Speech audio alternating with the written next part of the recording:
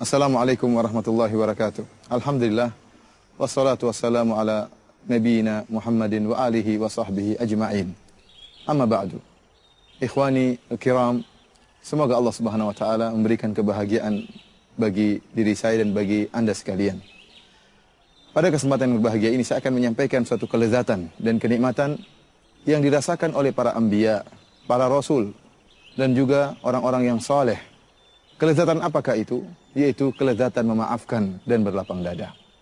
Sungguhnya kita dapati sebagian orang ya, yang memiliki permasalahan sama orang lain, terkadang bermusuhan sama kerabatnya sendiri, jengkel sama pamannya, jengkel sama kakaknya, bahkan terkadang jengkel sama bibinya, bahkan terkadang bermusuhan dengan ibunya sendiri, dengan ayahnya sendiri, atau jengkel sama teman-teman kantornya, atau teman-teman bergaulnya. Sehingga orang-orang seperti ini, dia tidak merasakan kelezatan. Buktinya apa? Tatkala dia ingin tidur, dia sulit untuk bisa tidur. Bahkan dia berusaha untuk tidur, tapi apa? Kejengkelan, menyerang hatinya.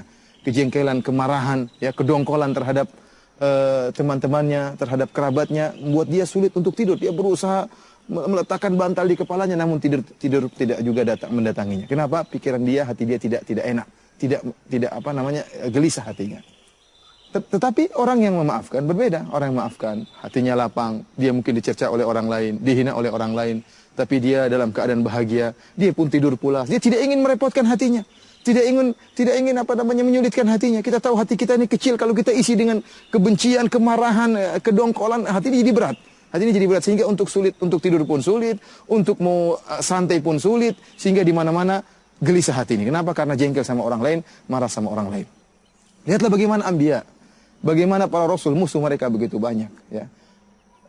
Bagaimana orang-orang soleh, betapa banyak orang yang jengkel sama mereka. Akan tapi subhanallah, ya, mereka mudah memaafkan. Sehingga mereka bisa menemukan kelezatan, ya, memaafkan dan kelezatan berlapang dada. Lihatlah bagaimana Nabiullah Yusuf alaihissalam, ya, Nabiullah Yusuf alaihissalam, bagaimana sifat memaafkan yang luar biasa. Yusuf alaihissalam dipisahkan oleh kakak-kakaknya atau saudara-saudaranya, membuang Nabi Yusuf alaihissalam dalam sumur. Padahal Nabi Yusuf tatkala itu masih kecil, dipisahkan dari ayahnya. Imam Ibnu Katsir rahimahullah menyebutkan berapa lama Nabi Yusuf dipisahkan dari ayah yang sangat dia cintai. Ada ulama yang mengatakan 20 tahun atau 23 tahun, ada yang mengatakan 40 tahun. Dijauhkan dari ayahnya sementara dia masih kecil. Ini merupakan perkara yang sangat menjengkelkan. Kemudian akhirnya dijual menjadi seorang budak dan seterusnya sampai akhirnya Nabi Yusuf alaihissalam dengan hikmat Allah menjadi seorang al-aziz, seorang menteri yang terkenal di negeri Mesir.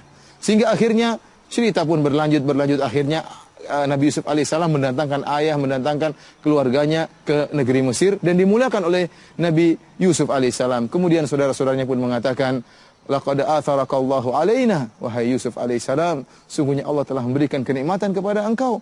Namun Nabi Yusuf alaihissalam sama sekali tidak marah kepada saudara-saudaranya. Bahkan dia mengatakan, la tathriba alaikumul yaum yaghfirullahu lakum. Subhanallah, lihat perkataan Nabi Yusuf alaihissalam. Tidak ada celaan bagi kalian, wahai saudara-saudaraku. Yaghfirullahu lakum, semoga Allah mengampuni dosa-dosa kalian. Bukan hanya memaafkan, bahkan Nabi Yusuf alaihissalam mendoakan saudara-saudaranya agar diampuni oleh Allah Subhanahu wa taala. Padahal telah dipisahkan dari ayahnya, ya, dengan waktu yang begitu lama. Namun kelapangan hati Nabi Yusuf alaihissalam, dan Nabi Yusuf merasakan kelezatan memaafkan dan kelezatan berlapang dada. Lihatlah juga Nabi Muhammad sallallahu alaihi wasallam.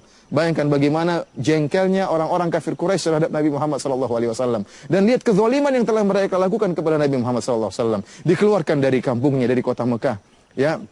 Dikeluarkan, harus meninggalkan sanak keluarga, harus meninggalkan tanah kelahirannya. Tanah kelahiran yang sangat dicintai oleh Nabi sallallahu alaihi wasallam. Kemudian dilarang untuk bisa berumrah, dilarang untuk berhaji. Ya, Rasulullah SAW diusir, akhirnya harus berhijrah ke kota Madinah. Kemudian 8 tahun berikutnya, Rasulullah SAW kembali, atau berapa tahun berikutnya, Rasulullah SAW kembali menyerang orang-orang Mekah dari Madinah, kemudian datang ke Mekah untuk menaklukkan kembali tanah kelahirannya, kota Mekah. Dan tatkala itu orang-orang kafir musyrikin Quraisy pun merasa takut kepada Nabi sallallahu alaihi wasallam. Sebagian menyangka bahwasanya Nabi akan melampiaskan dendamnya dan akan bunuh mereka. Tetapi kemudian Rasulullah SAW bertanya kepada mereka, "Apa yang kalian sangka akan aku lakukan kepada kalian. Maka orang-orang kafir Quraisy mengatakan, akhun karim, ibnu akhin karim, engkau adalah seorang yang mulia, anaknya seorang yang mulia. Mereka puji Nabi SAW. Maka Nabi mengatakan, aku tidak berkata kepada kalian kecuali kama qala akhi Yusuf, sebagaimana perkataan saudaraku Yusuf, la tathriba alaikum yaghfirullahu lakum. Tidak ada celaan bagi kalian, semoga Allah mengampuni dosa-dosa kalian. Subhanallah, Nabi SAW sama sekali tidak mencela, memaafkan langsung terhadap orang-orang musyrikin Arab tersebut. Bahkan Nabi SAW mengatakan, semoga Allah mengampuni kalian. Tidak bisa orang melakukan demikian kecuali mengetahui dan pernah merasakan lezatnya memaafkan, lezatnya berlapang dada. Lihatlah bagaimana kisah seorang nabi yang pernah diriwayatkan oleh Nabi SAW. Kata Nabi SAW, wahwa tentang seorang nabi admauhu, kaumnya membuat wajahnya berdarah. Kemudian kata Nabi SAW, wahwa yamsahud dam, dan dia an wajhi, kemudian dia menghapuskan atau mengusap darah dari wajahnya. Kemudian dia berkata, Rabbi ghufirli qaumi fa innahum la ya'lamun.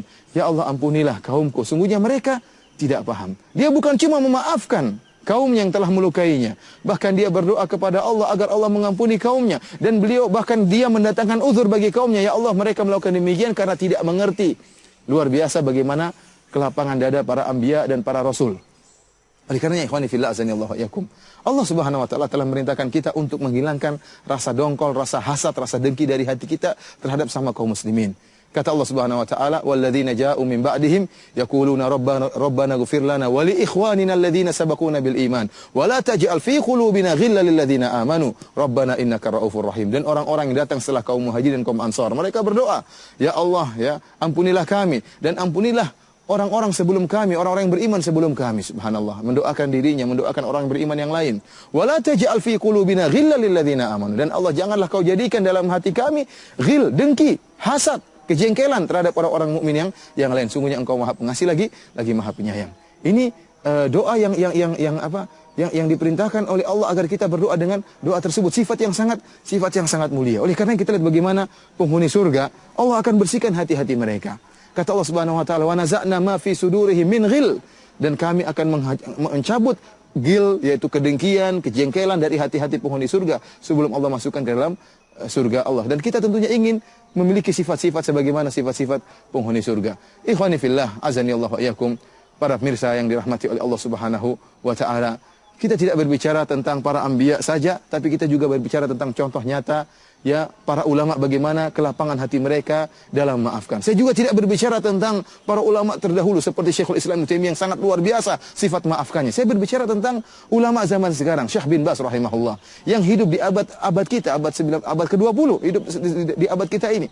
Bagaimana sifat memaafkan yang luar biasa. Disebutkan dalam satu ceramah tentang bagaimana sifat Syekh bin Baz rahimahullah, di mana suatu saat beliau hadir dalam pengadilan.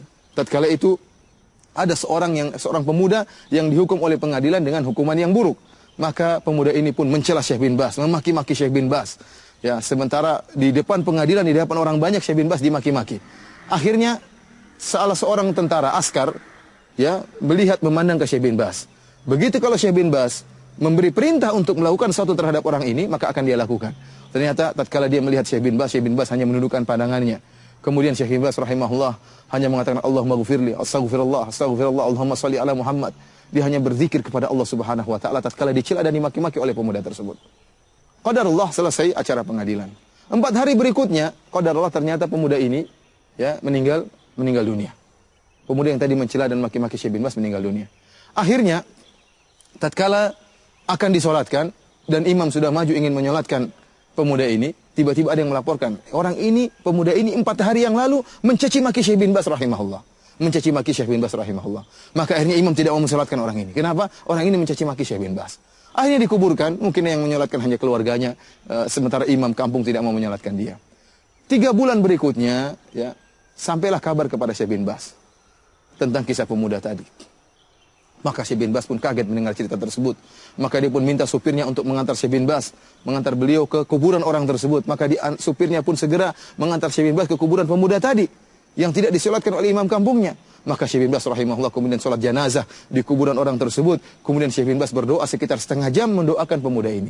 Luar biasa ikhwan. Bagaimana orang bisa seperti ini kecuali karena hatinya apa? Hatinya yang sangat lembut. Oleh karena ikhwani fil azani wallakum, saya juga pernah mendengar cerita di Idaatul Quran. Tatkala suatu saat Syekh bin Baz kemudian sedang mengisi pengajian, tiba-tiba ada orang yang mengirim pertanyaan, Syekh bin Baz, saya mohon maaf karena saya pernah mencela engkau demikian. Maafkan saya Syekh bin Baz. Maka Syekh bin Baz mengatakan, ya bunayya, ya ibni, wahai anakku, wahai putraku, saya telah maafkan engkau. Dan juga saya telah maafkan orang-orang yang sebelum engkau mencelaku. Dan saya juga akan maafkan orang-orang yang setelah engkau akan mencelaku. Luar biasa, akhirnya membuat orang-orang para hadirin pun menangis mendengar jawaban Syekh bin Baz rahimahullahu ta'ala. Tidak mungkin seorang ya bisa memiliki kebersihan hati, kemudian memaafkan saudaranya, kecuali orang yang memiliki iman yang tinggi kepada Allah subhanahu wa ta'ala. Yang mengetahui bahwasanya di balik pengampunan dan memaafkan pahala yang besar dari Allah subhanahu wa ta'ala. Bukankah Allah subhanahu wa ta'ala telah berfirman, "Falyafu wal yasfahu, ala tuhibbuna ayaghfirallahu lakum." Hendaknya mereka berlapang dada dan memaafkan. Apakah kalian ingin dimaafkan oleh Allah Subhanahu wa taala? Jika kalian memaafkan saudara kalian, maka kalian akan diampuni oleh Allah Subhanahu wa taala. Ikhwanil kiram, ya, ikhwatil kiram, para pemirsa yang dirahmati oleh Allah Subhanahu wa taala. Kau ingin bahagia? Anda ingin bahagia? Maka maafkanlah saudara-saudara Anda. Maafkanlah kakak Anda, maafkanlah ibu Anda kalau bersalah sama Anda. Maafkanlah istri Anda, maafkanlah guru Anda, maafkanlah teman Anda, ya. Anda akan merasakan ketenangan, tidur pulas, santai. Tapi kalau Anda tidak maafkan, maka akan menjadi dongkol. Berjalan di mana-mana dongkol. Setiap melihat musuh Anda semakin dongkol. Seakan-akan Anda kurang beriman tentang takdir Allah. Yakinlah bahwasanya semuanya sudah ditakdirkan oleh Allah Subhanahu wa taala. Dan jika Anda maafkan, maka Allah akan berikan kelezatan dalam hati Anda, kelezatan memaafkan. Dan sungguh memaafkan itu ada kelezatan. Dan begitu indah jika seorang punya masalah dengan orang lain dan orang tersebut menzalimi dia, kemudian dia bangun di malam hari, sholat malam, kemudian berdoa, ya Allah ampunilah si fulan, ampunilah si fulan, ya Allah telah menzalimiku, maafkanlah dirinya. Allah akan berikan kelezatan yang luar biasa dalam hati orang yang melakukan demikian. Demikianlah para pemirsa yang dirahmati Allah Subhanahu wa taala. Semoga Allah menjadikan kita orang-orang yang mudah memaafkan sehingga kita bisa hidup dengan tenang, bisa hidup dengan bahagia, tidur dengan pulas, bisa memanfaatkan waktu kita untuk hal-hal yang bermanfaat. Tapi kalau kita jengkel sama orang, ada perkataannya kita kritiki, omongannya sedikit-sedikit kita kritiki, kita ingin bantah, kita ingin ngerot, kita ingin bantah, akhirnya apa? Pusing dada kita ini, jantung kita ini apa? Sempit, hati dada kita sempit, dan ternyata kita tidak bisa melampiaskan kemarahan kita. Orang tersebut yang kita marahin terkadang santai-santai saja, tidak ada musibah yang menimpanya. Oleh karenanya tatkala kita maafkan, maka kebahagiaan yang akan kita rasakan. Wallahu ta'ala alam bisawab. Semoga Allah menjadikan kita orang-orang yang berbahagia. Assalamualaikum warahmatullahi wabarakatuh.